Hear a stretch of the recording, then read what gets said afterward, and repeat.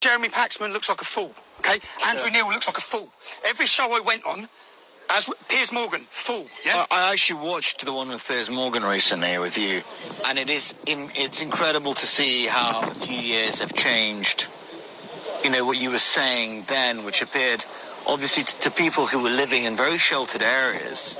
Because this is, I think, a lot of the problem around you was around the fact that you were exposed to things that essentially the heart of London was completely shielded from.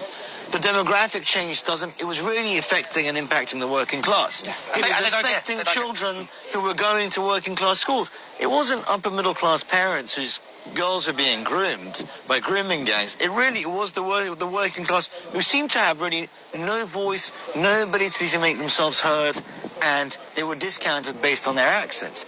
And that really feels like that's changed.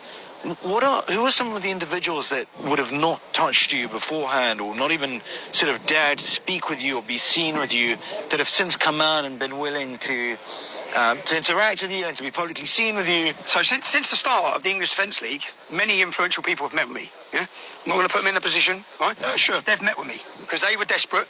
Every time we went onto the streets and done a demonstration, it was a cry for help.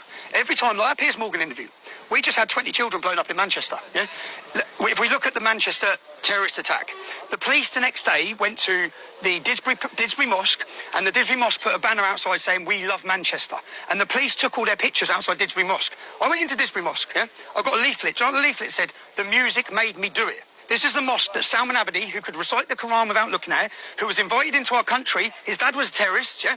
They were invited into our country and given safety. He went and blew up children at a concert. The music made me do it. So I read this leaflet, and the leaflet talked about how music is satanic. Yeah? It painted people like Ariana Grande, who is what he went and blew up. So this leaflet's in there. I looked at the preachers that have been there. Abdul Rahim Green, Quick, people who say there must be death to people who leave Islam, people who say kill homosexuals.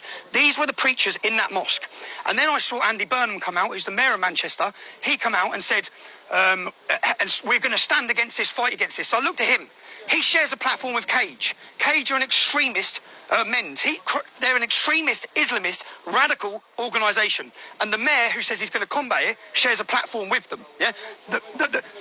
Cheers, bro. The police who are there taking pictures, cosy pictures with the imams at the mosque that has been used to radicalise the person to go and blow up the centre. The cowardice in no one since Winston Churchill or William Gladstone, not one single person in that building has spoke about Islam. Bearing in mind how many jihad attacks we've had, we're not even allowed to ask the question. You're not even allowed to look at Islamic scripture to understand who Muhammad was. It's a conversation that's not allowed to be had, and we have to have it. When I went on that Piers Morgan show, that was the most watched episode of Good Morning Britain there's ever been. Yeah, that's ever been. I didn't know that. And that is because the public need this conversation. We are desperate for someone to talk about it. Right now, the reason why the mood's changed, women are scared, parents are scared. They're looking at their country. We don't recognise it anymore. Yeah? There's 1,000 years of English history here. 1,000 years. And they're going to give it away in 60 years. And what you're seeing now is the start of a resistance to it. The issues I tried to talk about in 2009, the public weren't ready to hear them. They're ready now. They're not just ready, we're more determined, we're more focused. I've learned a lot. Stefan, when we met, I was a young man, yeah?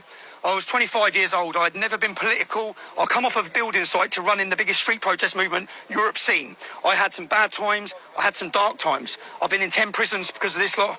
I've been attacked. I've had to walk feeling like I'm walking with a death sentence from jihadists. There's 6 of them in jail for 20, 30 years planning to kill us.